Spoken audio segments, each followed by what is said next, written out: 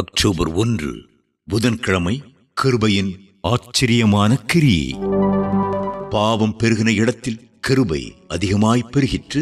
ரோமர் 5:20. கர்த்தராகிய இயேசு சத்துருக்களால் பிடிக்கப்பட்ட போது சீஷர்கள் எல்லாரும் அவரை கைவிட்டனர். ஆனால் பேதுருவோ அதை காட்டிலும் அதிக மோசமான ஒன்றை செய்தான். கர்த்தரை குறித்து தான் ஒருபோதும் கேள்விப்பட்டிராதவனைப் போல அவன் அவரை மறுதலித்தான். முடிவாக அவன் அந்த மனுஷனை அறியேன் என்று சொல்லி அவரை சபிக்கவும் சத்தியம் பண்ணவும் தொடங்கினான். அதன் பின்னர் அவன் வெளியே போய் மனம் கசந்து அழுதான். மத்தேயு 26:70-75 வரை.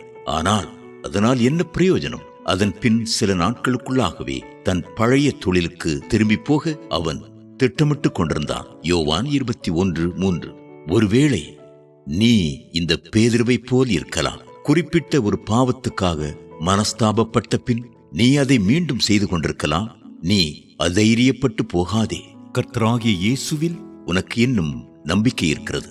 கர்த்தராகிய இயேசுவை சபித்து சத்தியம் பண்ணி 3 முறை மறுதலித்து பின்மாற்ற நிலையில் இருந்த பேதுருவே மறுபடியுமாக தன் ஆதி நிலவரத்துக்கு கொண்டு வரப்பட்டு முடிவாக தன் ஜீவனையே தன் ஆண்டவருக்காக தத்தம் செய்யக்கூடியவரானார். தன்னுடைய ஆண்டவர் எவ்விதம் சிலுவையில் அறையப்பட்டாரோ அதே விதமாக சிலுவையில் அறையப்பட தான் பாத்திரன் அல்ல என்று உணர்ந்தது நிமித்தம் தான் விரும்பி கேட்டுக்கொண்டதின்படியே தலைகீழாக சிலுவையில் அறையப்பட்டார். தான் சிலுவையில் அறையப்பட்டு தொங்கும் நிலையானது தன் ஆண்டவருடைய பாதத்தை தன்னுடைய உதடுகள் முத்தமிடும் வகையில் இருக்க வேண்டும் என்று அவர் விரும்பினார். என்னே கிருபையின் அற்புதமான கிரியை! இதை கேட்டுக்கொண்டிருக்கும் அருமையான கர்த்தருடைய பிள்ளைகளே, பேதுருவை போல் பின் மாற்றத்தின் நிமித்தம் நீர் குழப்பம் அடைந்து வாதிக்கப்பட்டு கொண்டிருக்கலாம்.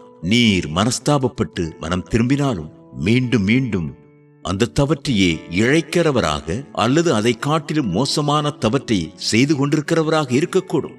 தேவ கிருபையானது கர்த்தரை மறுதலித்து மனம் திரும்பி மீண்டும் பின் மாற்றத்திற்கு திரும்பிய பேதுருவையே மாற்றியிருக்க கூடுமாயின் அது உம்மையும் மாற்ற வல்லமை உள்ளதாய் இருக்கிறது என்று நீர் விசுவாசிக்கிறீரா? ஆம். பரிசுத்த ஆவியின் வல்லமையின் மூலம் உமக்கு கிடைக்கக்கூடிய தேவ கிருபையானது உடைய எல்லா தோல்விகளையும் தவறுகளையும் காட்டிலும் பெரிதாயிருக்கிறதென்றோ அவருடைய கிருபையை நம்புவீராக. பாவம் பெருகின இடத்தில் கிருபை அதிகமாய் பெருகிற்று. ரோமர் 5:20.